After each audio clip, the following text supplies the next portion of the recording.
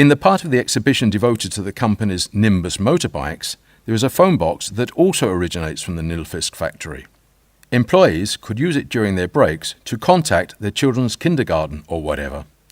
But when the phone rings, the voice you can hear on the other end of the line is that of Danish actor Palle Hult, who is touring the Mediterranean on a Nimbus motorbike and is phoning home to Nilfisk to tell them his whereabouts.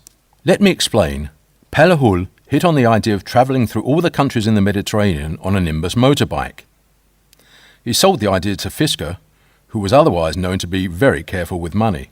But Fisker saw that the idea possessed useful publicity value, and a Nimbus and a very modest sum of money were placed at Palle Hult's disposal.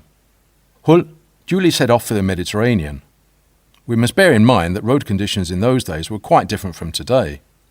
The traveller, or rather travellers, because Palle Hult's best-known journey was made with fellow actor Edith Foss, found themselves crossing desert and all kinds of other difficult terrain. Foss was very useful to have along, because armed with some wire and a bit of twine, he could keep the Nimbus rolling until they arrived in a town where they could get it repaired.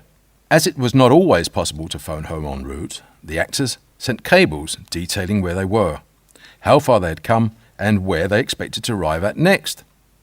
But the voice you hear in the phone box really is that of Palle Hult. When creating this exhibition, we commissioned him to construct a fictitious phone conversation in which he tells Fisker how far they have come and what they've been doing.